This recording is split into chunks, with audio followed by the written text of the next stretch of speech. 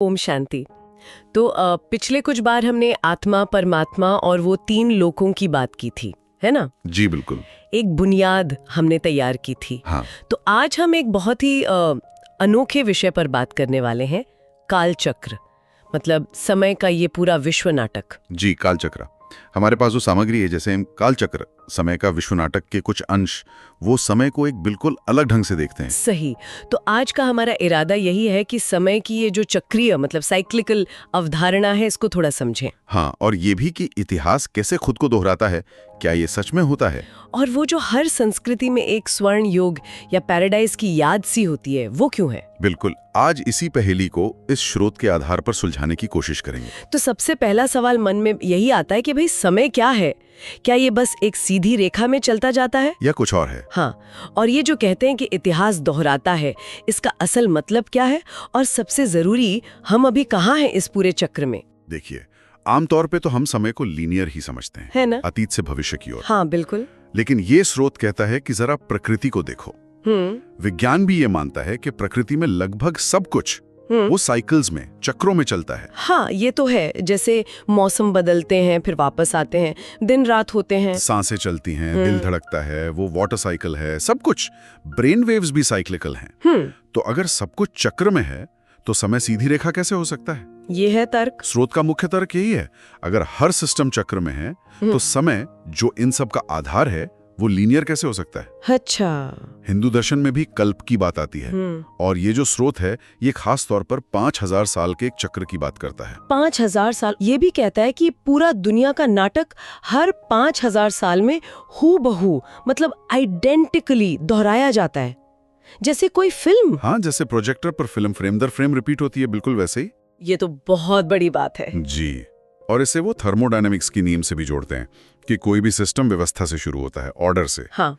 फिर धीरे धीरे उसमें अव्यवस्था, डिसऑर्डर बढ़ता है, एंट्रोपी जिसे कहते हैं। अच्छा, एंट्रोपी। हाँ, और फिर एक पॉइंट आता है जब उसे नवीनीकरण, रिन्यूअल की जरूरत पड़ती है, रीसेट होता है। तो इस 5000 साल वाले मॉडल में ये ऑर्डर से डिसऑर्डर और फिर रिन्यूअल कैसे होता है? इस 5000 साल के चक्रों को 4 मुख्य युगों में बांटता है: सतयुग, त्रेता युग, द्वापर युग और कलयुग। 4 युग? हाँ, और हर युग में आत्मा की जो आंतरिक शक्ति है, पवित्रता है, वो धीरे धीरे कम होती जाती है। ठीक है। तो शुरुआत कहाँ से होती है? सतयुग। हाँ, सतयुग मतलब स्वर्ण युग, गोल्डन एज। यहाँ 100% पवित्रता है, शांति है, सुख, समृद्धि, सब कुछ परफेक्ट कह सकते हैं। आत्माएं अपनी पूरी शक्ति में हैं, जिन्हें देवी देवता कहा जाता है। प्रकृति भी एकदम संतुलित, सुंदर, कोई दुख नहीं, कोई कमी नहीं। वाह, सुनने में ही कितना अच्छा लगता है। फिर त्रेता युग में क्या होता है? त्रेता युग यानी सिल्वर एज। इसमें आत्मा की शक्ति और पवित्रता थोड़ी कम हो जाती है। मतलब समझें, 16 कला से 14 कला रह जाती है। अच्छा, थोड़ी सी गिरावट। हाँ, सुख शांति तो अभी भी काफी है, लेकिन वो सतयुग वाली संपूर्णता नहीं है। थोड़ा सा द्वैत भाव, मैं और मेरा, इसकी हल्की सी शुरुआत होती है। सतयुग से त्रेता तक तो ठीक है, पवित्रता थोड़ी कम हुई, लेकिन द्वापर में ऐसा क्या बड़ा बदलाव आता है कि शास्त्र, मंदिर ये सब बनाने पड़ गए? अच्छा सवाल है। द्वापर युग मतलब कॉपर एज। यहाँ आत्मा की शक्ति और पवित्रता और घटकर लगभग आधी रह जाती है। आधी? हाँ, और जब आत्मा अपने अंदर की शक्ति और खुशी को कम महसूस करती है, तो वो बाहर ढूंढना शुरू करती है, ईश्वर को बाहर खोजती है। ओह, इसलिए फिर धर्म, शास्त्र, मंदिर। बिल्कुल, भक्ति मार्ग की शुरुआत यहीं से होती है। अनेक धर्म स्थापित होते हैं, गुरु बनते हैं, पूजा पाठ शुरू होता है, ईश्वर की खोज तेज हो जाती है। और फिर आखिर में कलयुग? हाँ, कलियुग, आयरन एज, लौह युग। यहाँ आत्मा की शक्ति लगभग खत्म सी हो जाती है, पवित्रता एकदम निचले स्तर पर। तो दुख, अशांति? हाँ, दुख, अशांति, बीमारियां, भ्रष्टाचार, हिंसा, ये सब अपने चरम पर पहुंच जाते हैं। स्रोत इसे आत्मा की और दुनिया की सबसे अंधेरी रात कहता है, पीक डिसऑर्डर का समय। उफ, ये तो बड़ी निराशाजनक तस्वीर है। लेकिन अगर ये चक्र है, तो इस रात के बाद सुबह भी तो होनी चाहिए। बिल्कुल, और यहीं पर स्रोत सबसे महत्वपूर्ण और उम्मीद जगाने वाली बात करता है, संगम युग की। संगम युग? हाँ, स्रोत कहता है कि हम अभी इस वर्तमान समय में कलयुग के बिल्कुल अंत और नए सतयुग की शुरुआत के ठीक बीच में हैं। एक बहुत छोटा लेकिन सबसे महत्वपूर्ण संक्रमण काल, इसे ही संगम युग कहा गया है। संगम मतलब मिलन, दो युगों का। इसका क्या खास महत्व है? इसका महत्व अलौकिक है, क्योंकि स्रोत कहता है कि इसी संगम युग में जब दुनिया में धर्म की हानि, नैतिकता का पतन एकदम चरम पर होता है, जैसे गीता में कहा है। हाँ बिल्कुल, यदा यदा ही धर्मस्य का जो संदर्भ है वो इसी समय से जोड़ा जाता है। तो ऐसे समय में स्वयं निराकार परमात्मा, ज्ञान के सागर शिव इस धरती पर अवतरित होते हैं। अच्छा, तो स्रोत ये मानता है कि गीता का ज्ञान देने वाले निराकार शिव है, न कि श्री कृष्ण। ये थोड़ा अलग है। हाँ, ये श्रुति की एक विशिष्ट मान्यता है। वो कहते हैं कि गीता का मूल ज्ञान देने वाले परमात्मा शिव ही हैं। श्री कृष्ण तो उनके अनुसार सतयुग के पहले राजकुमार हैं। वो स्वयं उस ज्ञान को धारण करके वो पद पाते हैं। तो परमात्मा आते कैसे हैं? परमात्मा इस संगम युग में एक साधारण वृद्ध मनुष्य के शरीर को माध्यम बनाते हैं, जिसे ब्रह्मातन कहा गया है, और उसके द्वारा सत्य ज्ञान और राजयोग की शिक्षा देते हैं। ओह, जैसे महाभारत में कृष्ण ने अर्जुन का रथ चलाया था, कुछ वैसा? हाँ, समझाने के लिए ये रथ का उदाहरण दिया जाता है कि परमात्मा शिव ब्रह्मा के तन रूपी रथ का प्रयोग करते हैं। शिवरात्रि का त्योहार भी परमात्मा शिव के इसी दिव्य अवतरण की याद दिलाता है, ऐसा कहा जाता है। और ये राजयोग क्या है? राजयोग, जिसे स्रोत सहज राजयोग मेडिटेशन कहता है, वो एक तरीका है मन को परमात्मा से जोड़ने का, उनसे शांति, पवित्रता, शक्ति लेने का एक अभ्यास है। तो इस समय परमात्मा का मुख्य काम क्या है? मुख्य काम है आत्माओं को फिर से पावन बनाना, शुद्ध करना। जैसे सुनार मैले सोने को आग में डालकर साफ करके कुंदन बना देता है ना, हाँ हाँ। वैसे ही परमात्मा ज्ञान और योग की भट्टी से हम आत्माओं को, जो कलयुग के अंत तक बिल्कुल मैली हो गई हैं, उन्हें फिर से सतोप्रधान मतलब एकदम शुद्ध सोने जैसा पवित्र बनाते हैं। आत्माओं को पावन बनाना, ये तो एक बहुत बड़ा परिवर्तन हुआ। इसी परिवर्तन से जुड़ा हुआ स्रोत दुनिया को एक नाटक के मंच की तरह भी देखता है। हाँ, ये बहुत ही दिलचस्प नजरिया है। जैसे शेक्सपियर ने कहा था, all the world a stage and all the main and women merely players. हाँ, तो स्रोत कहता है कि ये सचमुच एक आध्यात्मिक सच्चाई है। हम सब आत्माएं इस बहुत बड़े अनादि अविनाशी विश्व नाटक के मंच पर एक्टर्स हैं। अभिनेता, हम एक्टर्स हैं। तो मतलब हमारी भूमिकाएं, हमारे रोल्स सब पहले से तय हैं। स्रोत के अनुसार हाँ, हर आत्मा का इस 5000 साल के ड्रामा में एक बिल्कुल यूनिक, फिक्स्ड और अविनाशी पार्ट है।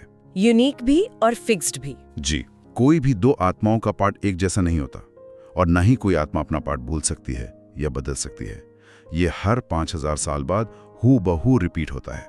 पर अगर हम सिर्फ एक्टर्स हैं, तो फिर इस नाटक का डायरेक्टर कौन है और क्या उसे पूरी कहानी पता है? बिल्कुल सही सवाल।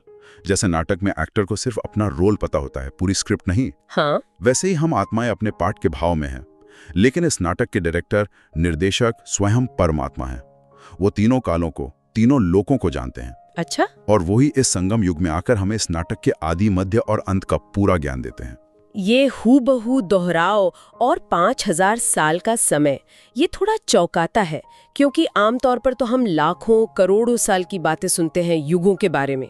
हाँ, ये बिल्कुल अलग है। तो ये स्रोत 5000 साल के चक्र के पक्ष में क्या तर्क देता है? क्यों इतने कम समय का चक्र? देखिए, इसका मुख्य तर्क जुड़ा है हमारी मानवीय स्मृति से, हमारी याददाश्त से।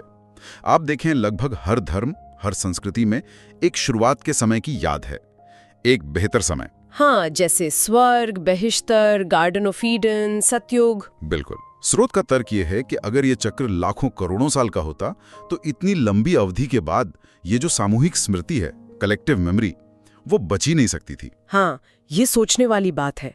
लाखों साल पहले क्या हुआ था, वो हमें कैसे याद रहेगा? सही कहा।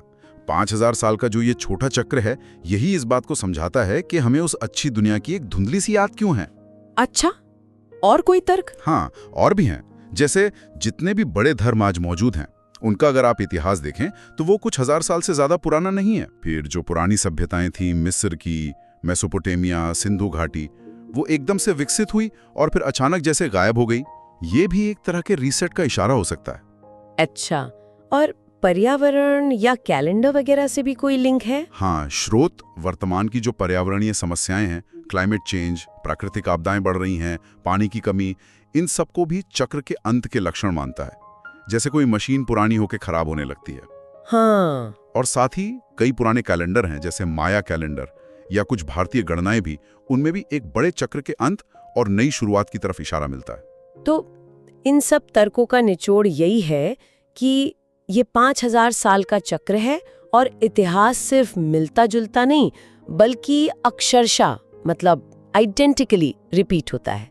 स्रोत तो यही कहता है, हूबहू पुनरावृत्ति, हर आत्मा हर 5000 साल बाद अपना वही निश्चित पार्ट बजाती है। अगर ये नजरिया सही है और हम अभी संगम युग में हैं जहां ये बड़ा बदलाव हो रहा है, तो इसमें भारत की क्या खास भूमिका बताई गई है और हमारा मतलब हम सबका क्या कर्तव्य बनता है? स्रोत भारत को इस विश्व नाटक का कह सकते हैं केंद्र मानता है। ये कहा गया है कि हर 5000 साल के चक्र का जो परिवर्तन है वो भारत भूमि से ही शुरू होता है। भारत से ही? हाँ, भारत को दुनिया की आध्यात्मिक मातृभूमि कहा गया है और ये माना जाता है कि यहीं से फिर से विश्व को नई दिशा मिलेगी। और हमारा कर्तव्य मतलब जो लोग इस ज्ञान को सुन रहे हैं या समझ रहे हैं उनके लिए क्या संदेश है? संदेश बहुत सीधा और शक्तिशाली है कि ये जो संगम युग का समय है ये बहुत बहुत मूल्यवान है, इसे व्यर्थ ना करें। ये जागने का समय है। जागने का? किस चीज से? अपनी पुरानी देह अभिमानी सोच से, विकारों से जागकर आत्माभिमानी बनने का। हमारा कर्तव्य है अपने विचारों को, बोल को, कर्मों को श्रेष्ठ बनाना। और वो कैसे होगा? राजयोग मेडिटेशन के अभ्यास से परमात्मा से जुड़ना, जिन्हें प्यार से शिव बाबा भी कहते हैं, उनसे शक्ति लेना और अपने पुराने कमजोर करने वाले संस्कारों को बदलकर नए दैवी संस्कार धारण करना। तो मतलब लक्ष्य ये है कि हम खुद को बदलें ताकि नए स्वर्ण युग सतयुग की स्थापना में मददगार बन सकें, और ये व्यक्तिगत बदलाव ही दुनिया को बदलेगा। बिल्कुल, शोध का सार यही है, स्व परिवर्तन से विश्व परिवर्तन। जब हम अपने अंदर शांति, पवित्रता, प्रेम लाते हैं तो हमारे वाइब्रेशंस बदलते हैं और उसका असर, उसका पॉजिटिव इम्पैक्ट पूरी दुनिया पर पड़ता है। इसके लिए कोई छोटा सा अभ्यास या कोई संकल्प जो हम कर सकें? हाँ, एक मानसिक स्थिति बनाने का सुझाव है, जैसे शांति से बैठकर खुद को एक लाइट का पॉइंट, एक ज्योति बिंदु आत्मा समझें और महसूस करें। क्या महसूस करें? मैं आत्मा इस अनंत विश्व नाटक मंच पर एक एक्टर हूं। मेरा पार्ट बहुत अच्छा है, कल्याणकारी है। परमात्मा शिव बाबा मेरे डायरेक्टर हैं, वो मुझे गाइड कर रहे हैं अच्छे कर्म करने के लिए। यह संगम युग मेरे ऊपर उठने का सुनहरा मौका है। और कोई संकल्प, कोई एफर्मेशन? हाँ, संकल्प कर सकते हैं, मैं एक पवित्र और शक्तिशाली आत्मा हूं, अपनी भूमिका दिव्यता से निभा रही हूं, या फिर मैं परमात्मा की संतान हूं और विश्व परिवर्तन के महान कार्य में उनका मददगार हूं। बहुत गहरा। तो आज की इस पूरी बातचीत का सार क्या निकला? निचोड़ क्या है? निचोड़ ये है कि स्रोत के अनुसार टाइम लीनियर नहीं है। ये 5000 साल का एक चक्र है जो हूबहू दोहराता है। ठीक है। ये दुनिया एक ड्रामा है, हम आत्माएं एक्टर्स हैं और परमात्मा डायरेक्टर। और सबसे जरूरी बात, हम अभी उस संगम युग में हैं जब परमात्मा खुद आकर हमें ज्ञान और शक्ति दे रहे हैं, ताकि हम पतित से पावन बने और नई दुनिया की स्थापना में अपना पार्ट प्ले करें। बिल्कुल, ताकि हम निमित्त बन सकें। और ये समझ, ये ज्ञान हमारे जीवन को कैसे बदल सकता है? इसका असर क्या होगा? ये समझ जीवन को एक मकसद देती है, एक ऊंचा उद्देश्य। ये जानने से कि हम कितने महत्वपूर्ण समय पर हैं और हम पॉजिटिव चेंज ला सकते हैं। हाँ। इससे निराशा की जगह आशा आती है, साधारणता की जगह श्रेष्ठता लाने की प्रेरणा मिलती है, और ये हमें अपने हर कर्म के प्रति ज्यादा जिम्मेदार बनाती है। वाकई ये सोचने का एक बिल्कुल ही अलग तरीका है। अच्छा, चलिए जाते जाते श्रोताओं के लिए एक सवाल छोड़ जाते हैं। जी जरूर। स्रोत कहता है कि हर आत्मा का पार्ट फिक्स्ड है, निश्चित है और हूबहू दोहराता है। अगर ऐसा है तो फिर इस साइक्लिकल सिस्टम में व्यक्तिगत कोशिश, हमारे संकल्प, हमारी फ्री विल, इसकी क्या भूमिका रह जाती है? क्या हम सच में कुछ बदल सकते हैं या सब कुछ पहले से ही तय है?